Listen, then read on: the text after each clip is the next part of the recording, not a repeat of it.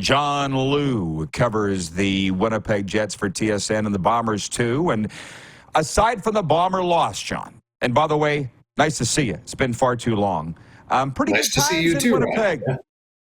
Pretty good times in Winnipeg sports-wise. Am I right?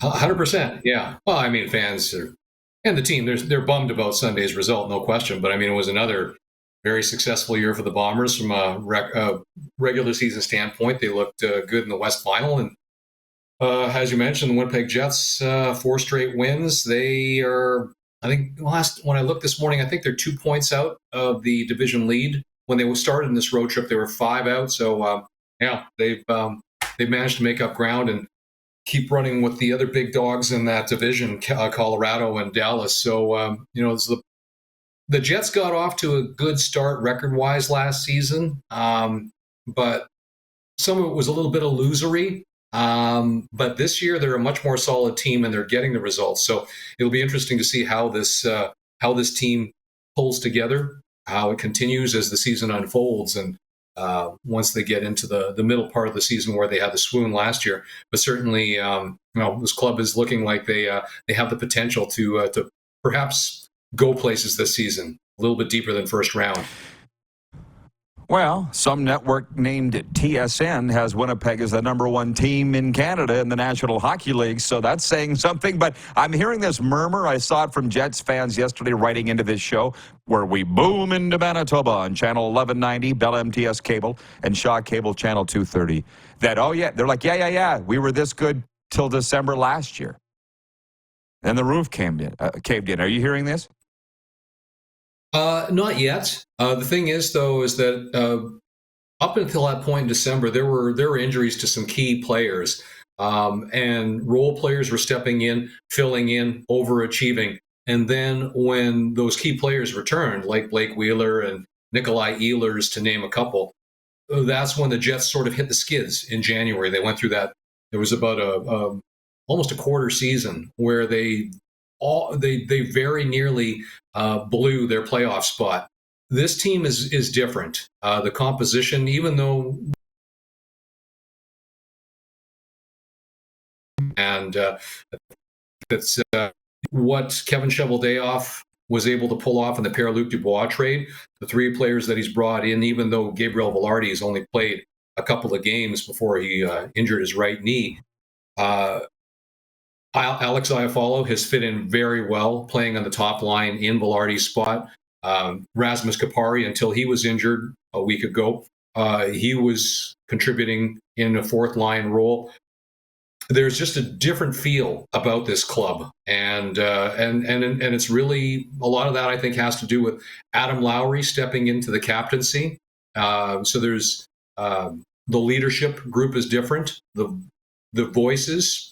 The way that the message is delivered within the room is a little bit different because of Lowry's presence and slightly modified leadership group. And so, when I'm in the dressing room this year, Rod, it feels lighter.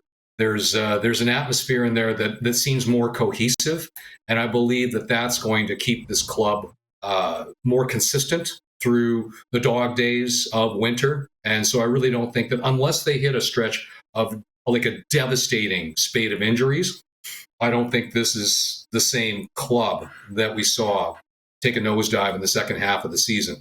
This is, I believe that the result will be different. The way the season unfolds will be different as well. Wonderful update. Thank you. Because I'm following, but I'm not watching every games.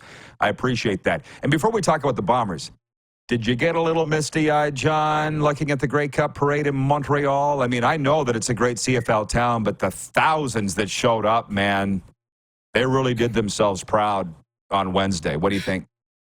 Well, to be honest, I only saw a few highlights, Rod. I was busy through the middle part of the day, so I wasn't able to watch the parade.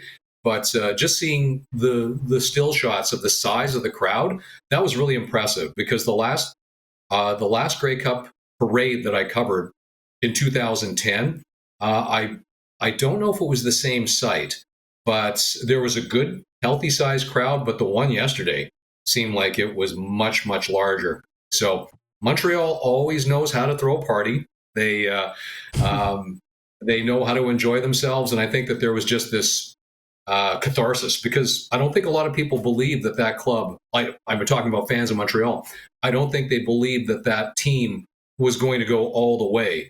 But the way that they ended up winning 8 straight down the stretch with some of the personnel changes, especially on defense, the additions that they brought in, Lemon and Sankey, those guys were huge contributors. But I think back to the offseason as they were leading into the year and they didn't know who the owner was. They were losing big names like Trevor Harris and Gino Lewis. That club looked like it was going to go through a really rough season. And then they peaked at the right time. They brought it together. And so, yeah, I think that crowd was a reflection of just how much excitement built up surrounding that crowd. But to answer your question, no, I didn't get misty-eyed about it, Rod, even though I spent 15 years there because, well, first of all, I didn't really get to see the parade.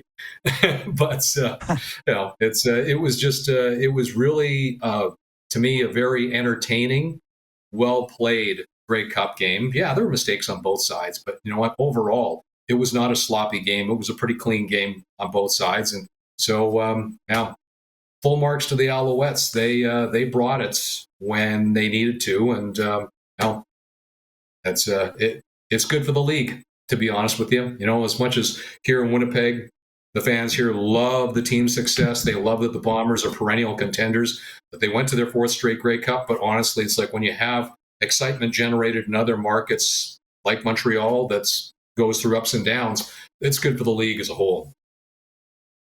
If somebody wrote a book on it or did a documentary or produced a DVD on the season for the Owls, I'd watch it or I'd read it. And I'm not even an Alouettes fan, although I am a major Cody Fajardo fan. But I'm also a Machocha fan and a Jason Maas fan too, man. It's just a great story. 60 seconds left on the Bombers. How concerned should they be that it's a 2-year Grey Cup losing streak? Rod, I think what they should be concerned about is that how much of the band can they keep together? What their motivation would be. And when I talk about the band, you have to refer to GM Kyle Walters as well, because with the management cap, his certainty or his future is uncertain with the Bombers as well. But when you go down the list, I mean, I've got a list of the Bombers free agents right now, and it's like, well, both backup quarterbacks, both running backs are free agents. Almost their entire starting receiving core, free agents.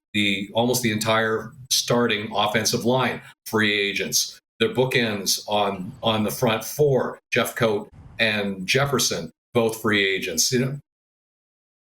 3 of the DBs, their corners and their safety, free agents. So I think what the Bombers should be concerned about, not so much losing 2 straight Grey Cups, it's just that how competitive can they make this team moving forward, simply because they have so many guys whose futures are uncertain, even though players that we spoke to on Monday, the motivation is to stay there. But again, budget and reality. Some of them are getting up there in age. How many of them would still be part of the team moving forward as soon as this year? So I think that what Bombers fans should be concerned about is what this team is going to look like next season, not so much what the result could be.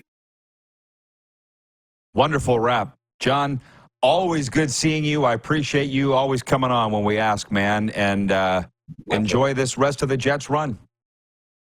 Thank you, Rod. Look forward to talking to you again. Like maybe halfway through the season, we'll do a check-in again because we're approaching the quarter mark of the seaseason. Let's do a halfway mark with the Jets and chat then. I would love to. Thanks, John. Thank you. TSN Winnipeg's John Liu.